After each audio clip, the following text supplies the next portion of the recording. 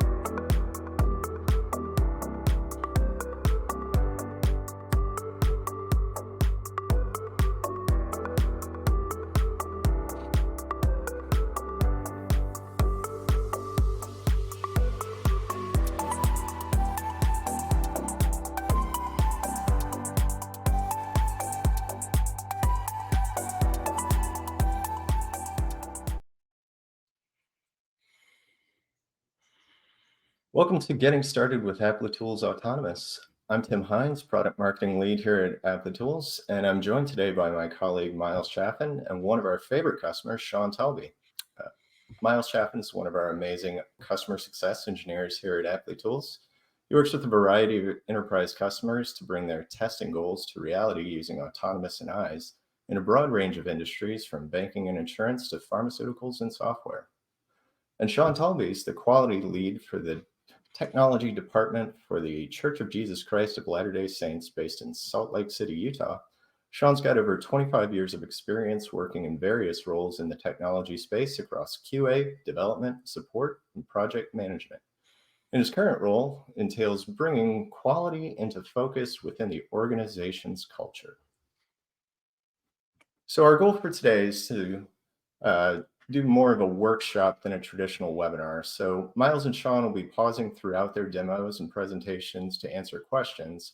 On the right side of your screen below the chat, you'll see a menu bar with a Q&A icon. So please add your questions there so that we can get them answered as they come up. And as a reminder, this event is being recorded and will be shared with all registrants tomorrow. So if you encounter any technical issues, feel free to direct messages to our event coordinator, Pam Morgan, for assistance. And with that, I think we're ready to get started. Miles, I will hand it over to you now. Alrighty, thanks, Tim. Let me get my screen shared here so we can all see. I'm just going to jump right into Autonomous so we can all take a look at it together. Alrighty. So how Autonomous works is it's our complete testing platform. And so there's a kind of a number of different components, and I'm going to walk through how all of those components kind of work in concert to allow you to create a really powerful some really powerful tests really quickly, really easily, and kind of show that flexibility that Autonomous offers. So right off the bat here, this is just our kind of our test management screen. And so you can see I already have a couple of tests set up, but if we wanted to create a new test, there's a number of different ways that we can do this. And so if I come up here to the top right and I click create a new test, you can see I have three options. I have a full website test, a URL list test, and a custom flow. We're going to start with this full website test. What this does is this allows me to just input a single URL that's kind of the root of our a root of your application. And then we're going to automatically use your sitemap to crawl your entire site, grab all of those URLs and create a test automatically for you. So for example, if I were to grab a URL for one of our demo apps here and throw this in here, then now I were to click next, it automatically scan that and create screenshots for all of those using the same technology to do those screenshots that powers eyes. You'll also notice that I have three different environments selected here. We're also using the same technology that underpins our ultrafast grid to be able to allow you to, when you take those screenshots, we're going to automatically kind of recreate them in all of these different environments that we've selected. And so basically with one click, we're able to kind of test this entire application across three different environments all at the same time. So we get a really broad range of coverage really, really quickly. I'm not going to do it now because it takes a minute to run, gather all those pages and take all those screenshots. But But literally all I would do is click next and we'd be good to go. Our other option is that we can come up here and we can click this URL list button. And how this works, so I'm gonna just collapse this for a second. How this works is I'm able to put URLs into here. So if I put that same URL in and I hit enter, then we have that, and I'm able to put more and more URLs in here. So it works in kind of the same way as that full website test, in that we just are capturing screenshots of all your pages kind of in a simple way for now. But this gives us a little bit more control over how we're actually doing it. We want to say, okay, just do these URLs, even if they're from very different applications, we're able to kind of hit all of them at once. The other thing that we can do is that you'll notice that we have this option here to select a flow before running those URLs. It's grayed out for me just because I don't have an option right now. But we'd be able to set up a custom flow, which I'm going to show in a minute how that works, and run that automatically before each of these URLs, so that if we say have a cookie banner or we need to log into our application, we'd be able to kind of manage those situations before we actually take the screenshot. The last way we can create a test is, let me go back to this page. The last way we can create a test is we can use our what we call a custom flow. And this is really where all the magic happens. I'm actually going to open up this test that I've already started on, just to kind of get some of the management already over with. And so how this works is that we have a URL that we're directing our test to, and then we have a number of steps that are just written in plain English, right? And so immediately you should be looking at this, and it should be obvious what this test is trying to do, right? This is a little, and I'll show this page real quick just so that you kind of know what we're working with. This is kind of just a demo app that we have, but it's kind of a little e-commerce store. So I can click on these items and I can, select this color or whatever and click add to cart, and then I have things in my cart. And so what we're doing here is, we're going to this page and then we're clicking on one of the items. We're going to select a color and we're going to put in a quantity, right? We're not having to read some JavaScript or anything like that. We're not having to understand intricacies of how some certain piece of code works. We can just look at it and understand what's going on. The other really powerful thing, and I'm going to go ahead and play here and have this run. It's going to step through all of the steps that we already have. Just give this a moment to connect. It's going to set up this interactive browser session that we have on the right here, and then go through these steps, and you can see it's just interacting with each of these steps in order, just doing what they're saying there on the tin. And then what I'm able to do is actually interact directly with the browser. And so in this case, I'm going to go ahead and click this added to cart button here. And now I'm going to pause the recording functionally for one moment. Now I'm even able to come in here. I could alter this interaction if I wanted to, or I can add my own interaction. So you might have noticed when I clicked that added to cart button, a little button popped up in the top right to basically say added to cart. And so what I'm going to do is I'm going to go ahead and create my own user actions. I'm going to just stop this for 1 second. And I'm going to add a custom action here just to say wait for added to cart to appear.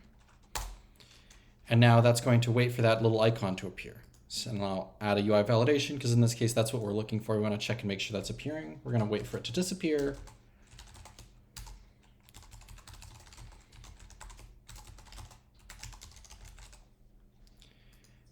And then we can even interact with elements that are not, that don't necessarily have text on them or things like that. They don't have a super straightforward way of describing them. For example, the little cart icon that we have in the top right, we can click on it by just saying, click the cart link. And that's all we have to do. And then we can add one more UI validation there to make sure that that is working the way we expect it to. So now I'd be able to go ahead and run this, and we can see all of those steps happen in real time as it goes through. So it's going to go ahead and start up another browser session for us.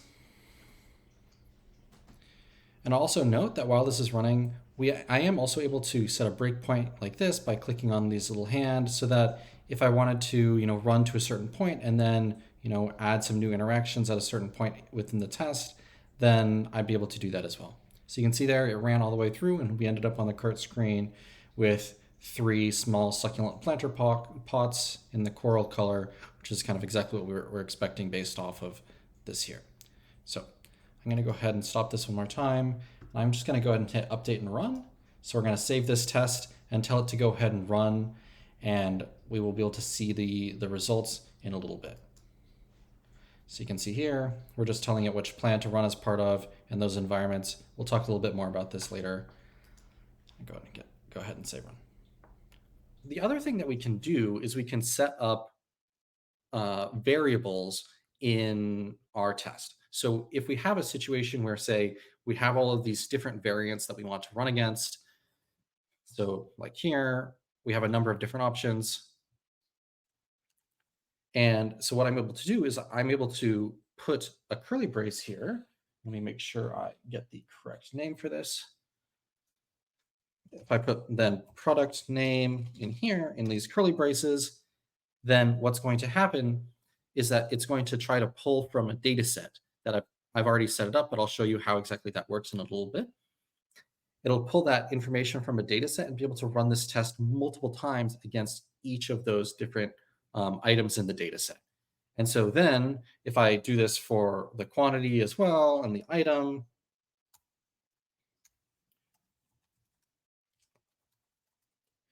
so I've just realized that this actually wants to be up here rather than there. This is the product name. And then this is going to be the product color. Then if I were to update and run this test kind of properly, then it would pull from that data set. But for now, you can see if I go ahead and run it, it's going to pause and ask me for what I want for that piece of data when we get there.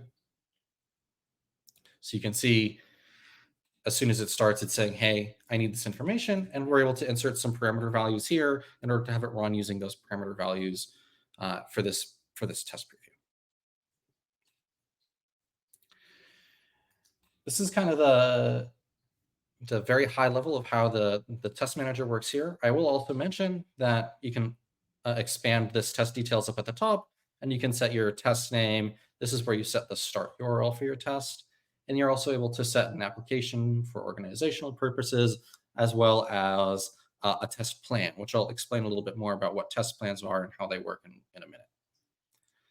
But I did want to pause real quick before we continue and see if there's any questions that anyone wanted to ask based off of this.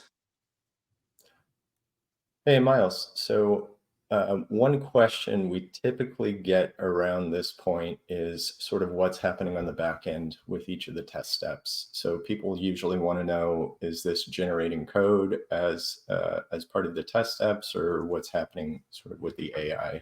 Maybe you could comment on that a little bit. Yeah. So one of the really cool things about how this works is that we're actually not converting it to code or anything like that. When we run your test, we're taking that raw plain English text and converting it into just actions in your browser. And we're doing that interpretation every single time we run your test.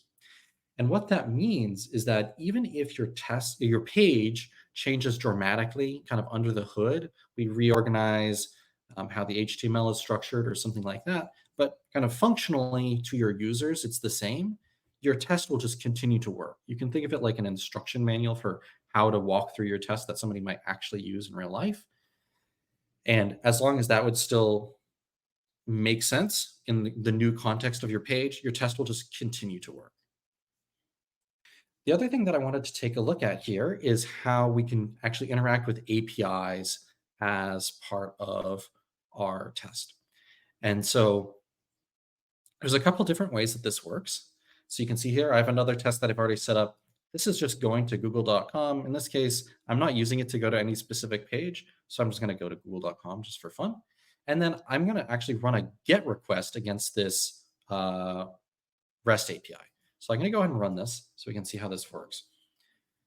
And the nice thing about this functionality is that it's, first of all, it's super easy to set up, right? I've literally just wrote get and then the URL, but it still affords that kind of flexibility and the kind of the extra information that you might need for some of these types of requests. We're able to, if you have headers that you need to apply or authentication you need to do, we're able to handle that. And you just type out what exactly you need, and it's going to kind of automatically handle all of that for you. So now that it's run, I'm able to go ahead and grab these results. I'm actually going to just pause the recording there. I can click into these three little dots. Excuse me. And then I'm going to go ahead and click View Execution Results. And now we can actually just see all of the response information that we got out of that HTML, or all of that information we got out of the REST request. And so you can see in here, if we click in, this is just kind of dummy information. But let's say, in this case, we wanted to verify this first entry's banking information that we have in here, just to make sure, maybe we want to make sure it's displaying correctly or something like that. Then you can see if I hover this, we get a couple of different options. There's this, if I just need it for something else, I can just copy the information just by clicking this button. I can also click this button to copy the property accessor. And what this means is that when you saw when we used those curly braces in the previous test to set up a variable that we were pulling from a data set, we're able to use this to basically pull this information out of that REST request and use it as part of our test. So this is great for situations where maybe you're setting up something to get through a login flow and you're dynamically setting up a test account every time you run your test. So you're hitting a REST API to get that username and password for that temporary account. Then you'll be able to use this, grab that data, and then just paste it into your test. The other thing that we can do is we can actually just verify this information. So I'm going to go ahead and click this, copy property checkpoints. I'm going to add a new action. I'm just going to paste this in here. And so you can see this looks like a bunch of gobbledygook. I'm just going to hit enter. And we actually have a language model that's going to basically do super autocorrect for our test. And so you can see it automatically splits it into 5 different steps, and it's much more readable now. And what this is doing is it's verifying each of those elements in that object are what they are from that particular request. And then if I knew that there were going to be some certain values, I'd be able to come in here and edit these as well if I needed to, or something like that. And all of this, took me 10 seconds to set up probably by doing it this way.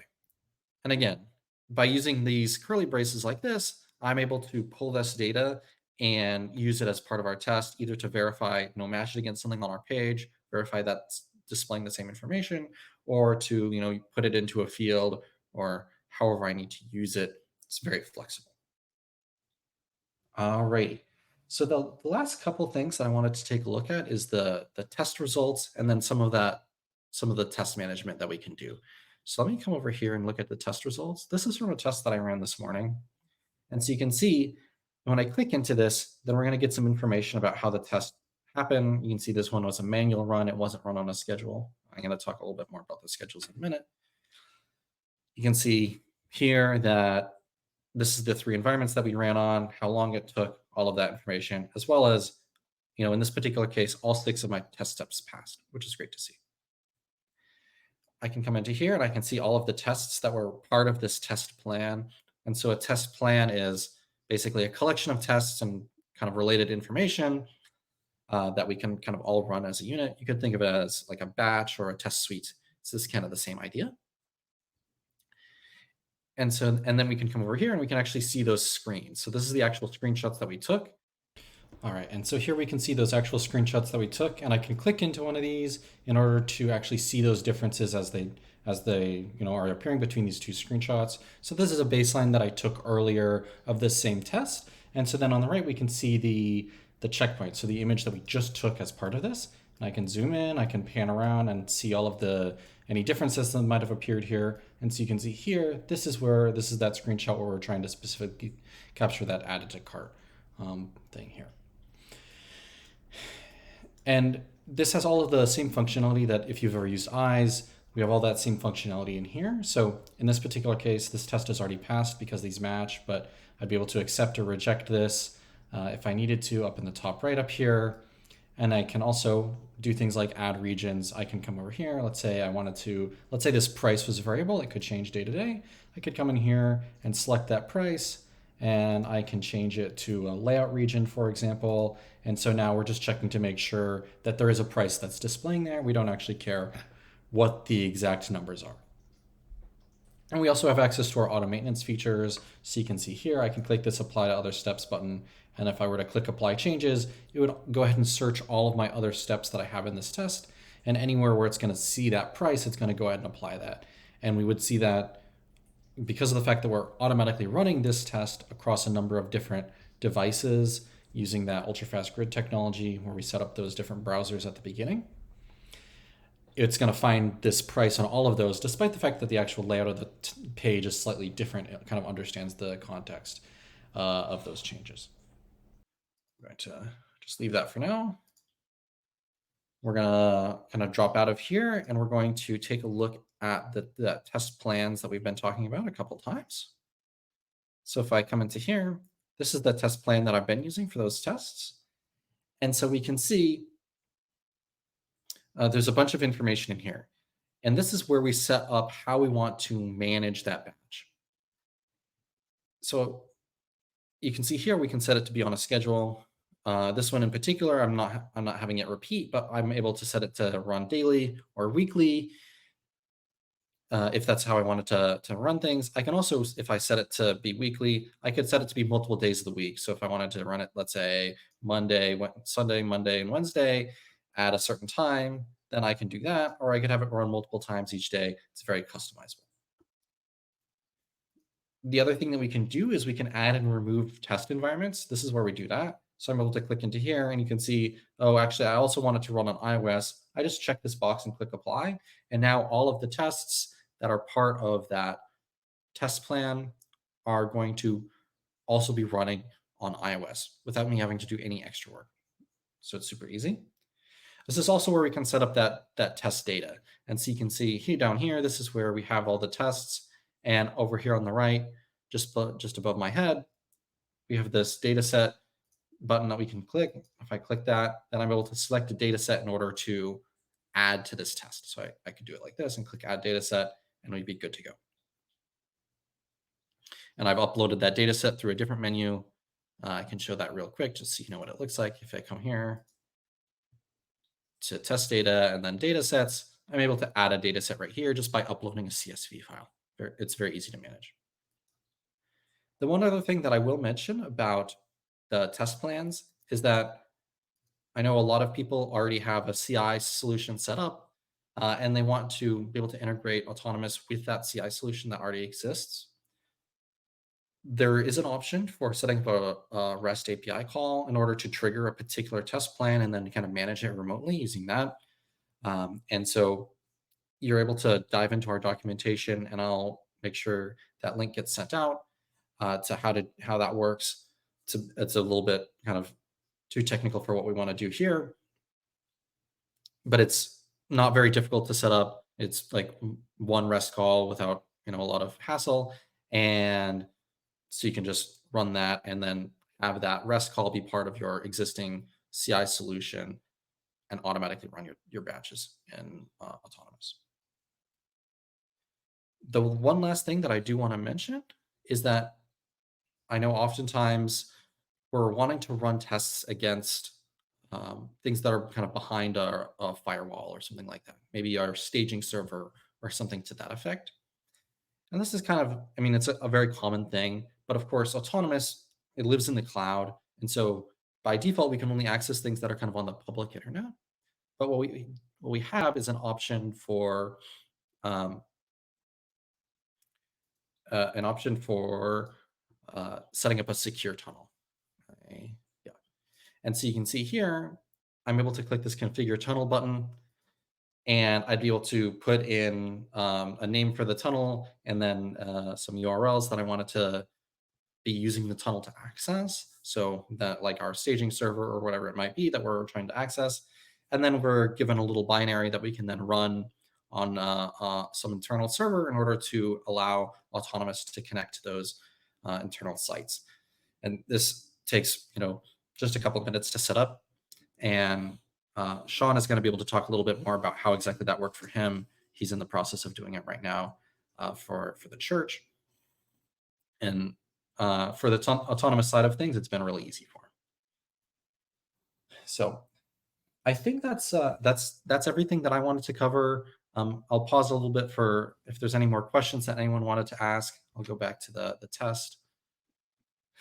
Yeah, there was one question that popped up here about integrating with current pipelines like GitHub, Circle CI, those sorts of things. I know you touched on that briefly, but maybe you can go into a little bit more detail. Yeah, so exactly. That's where that REST API comes in. You'd be able to, in your Circle CI dashboard, when you're setting up your test run, your test suite, then as part of that, you can just add that REST API call to send a request out to Autonomous, hey, run this test. And then when you're closing things out, we have another REST API so you can check the status and things like that to manage kind of both sides of that test run. Awesome. Thanks, Miles. So with that, I will hand things off to Sean to give us a little bit of a presentation of what he's been working on. Thank you very much. I really appreciate this invite to work with Applitools. They've been a great partner in helping us bring AI automation into the organization. So let's share here.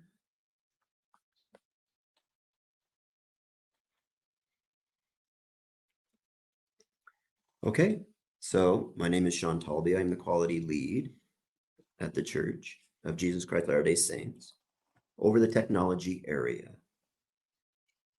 I started as a quality engineer around 6 years ago, and am now working on standards across the organization, both process and tooling. And Applitools has been the core of the strategy to help that standardization. However, I haven't been testing much as I've gone into management. However, an interesting thing happened a few months ago. The leadership wanted a new product, and I was tapped to do the actual QA work. So yes, I had to leave my ivory tower and get into work. However, Autonomous saved me, and I'll get into that. For context, the church has over 17 million members in 160 countries and regions with over 4,000 stakes, and the stake is an organization of about 8 congregations, 31,000 congregations. We have 414 missions and 186 temples with about that many announced under construction. And ICS, which is Information and Communication Services, the technology arm, we're at about 1,500 employees to provide internal IT and software development for all the departments of the church. Now, given how widespread over the world this is, leadership wanted a better way to communicate to leadership. And as you can imagine, there is a lot of leadership. We were using third-party tools, but sometimes they weren't reliable or we ran into other issues. So the goal was to create an application that we controlled every step of the process. And this became known as a leader messaging tool. Here's what it looks like. And it allows those sending messages to determine what type of unit should receive and who should receive these types of messages. And again, I was tasked to test this on a regular basis. We have a very short delivery window. It needs to be done by the end of this month. And Autonomous was a great help for that. So as you can see here, we put in the different data and we ran into a challenge. At this time, Autonomous had a bit of an issue with the way we were doing input boxes. As you can see, it's not a standard drop down you would type part of the name. It would give you this list on the side, and then you would click it and it would create this bubble. And then you could add others into those drop downs, a pretty complex element. And I thought, okay, Autonomous, I'm sure the great developers at Autonomous are going to figure this one out. And I've been working with them. But for right now, it didn't work. And I thought, what are we going to do about this? So I pulled the HTML of this drop down, I'll call it. And you see it's quite complex. It has an input element. It has options. It has a data list. And it also fires some handlers. I took that, I dropped it into Copilot and said, hey, see up the top, using JavaScript, how do I select and add this position into the element? It said, it gave me this. And what's great with Autonomous, for these tricky situations, you can add JavaScript. So I copied and pasted that in just the way it was.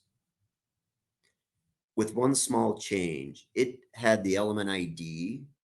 I did a document active element, right? As you can see in step 10 there, I clicked the field below callings, and that I just had to do it, recorded that for me. And I said, just use the active element. And that way I don't have to worry about the ID changing or any problems with that. Okay, so I got that set up. Then I go, I need a tunnel because this was internal only. It was very easy. Miles showed a bit of that.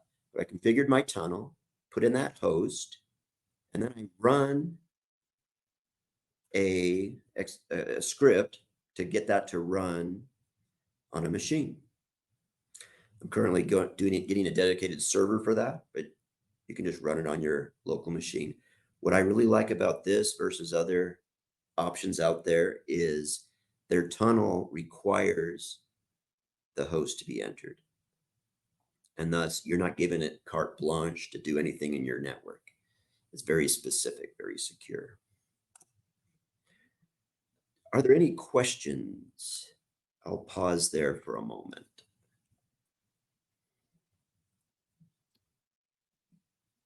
Yeah, no additional questions at this point, Okay. Sean. I personally have a question though. Did you have to go through like an InfoSec team or anything like that when you were setting this up? I did. We have a cloud enablement team and an architectural group and an executive architecture group that I had to go through, and it all got approved. Awesome. So very good. Okay. So someone asked about pipelines, and we are using Azure DevOps for our pipelines. And our development team said, you know, every time we do a PR and push it, we're going to run the pipeline. We would like your autonomous tests to run. Said, okay, here is the YAML portion that I added to do those. Really straightforward. I did a curl to our endpoint, and I add variables for which plan I want to run, and my API key.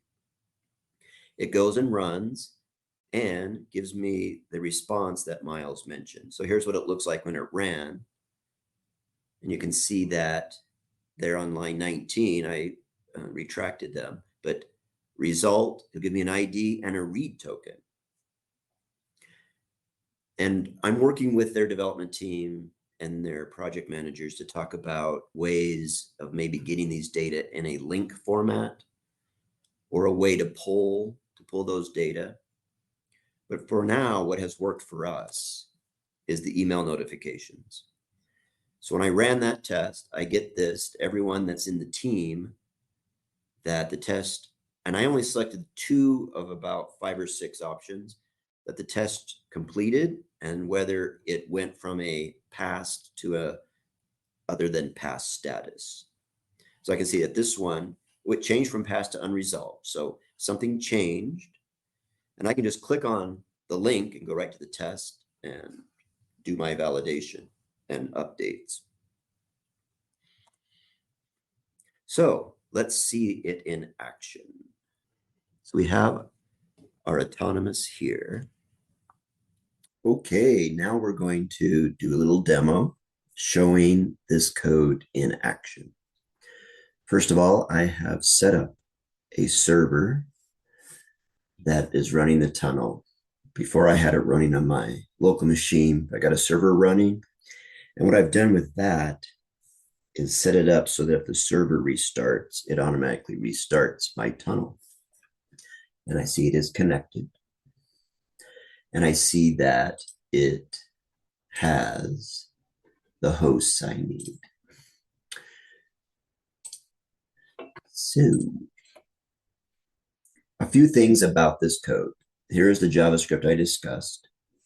Important thing about the JavaScript is that it's considered a continuous file of sorts. You'll notice I have the let to define my variables early on, and I don't need them later because it remembers as if it was one code block. In my test, I have added some screen checks.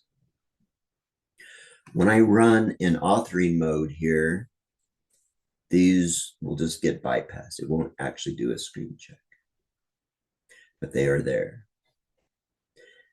So I want to run it. I just click on this. It's going to take a moment because it has to find a tunnel if it doesn't find it on the internet.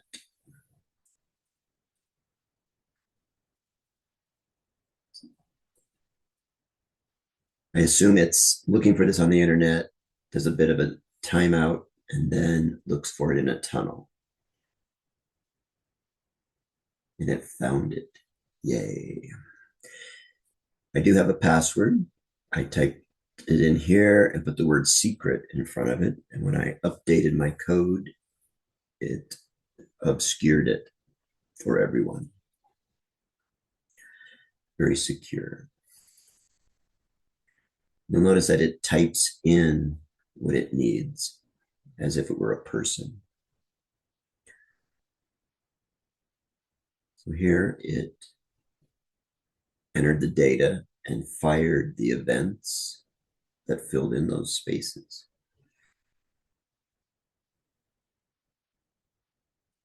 And it's doing an excellent job. It's coming in, filling in the data. There's a team that consumes the data that this process generates. And they said, can you create us some messages so we can test? I said, I'll do better. I will give you an autonomous test. And you can type in what you want. It'll use my account. The password is secure, so I don't have to share that password. But you can generate as many messages as you need by the click of a button. And they were very happy with that. You can see here it's going through, and I have it wait for a message sent successfully. And if it does fail, that step will generate an error in the test. And I know that it failed. This is how I was able to use Autonomous to quickly generate a test and prove out this new application that we are creating. Thank you. Any further questions? Yeah, Sean, maybe you can comment a little bit about any other team members that you've had use Autonomous so far and their reactions to it.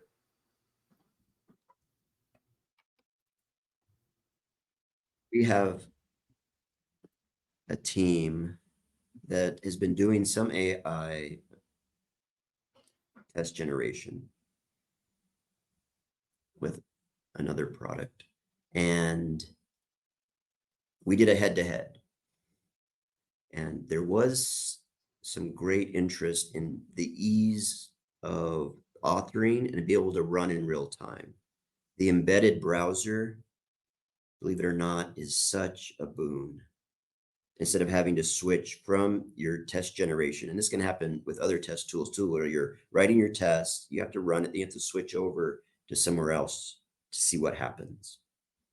And also you need to rerun the test from the beginning for every step you do. With autonomous, I can do breakpoints and write my test, do a breakpoint, add another step, run that step. Oh, it looks good. Add another step, and just author and run in the same process. That has been great. Yeah, that's something we've heard from a lot of our customers as well.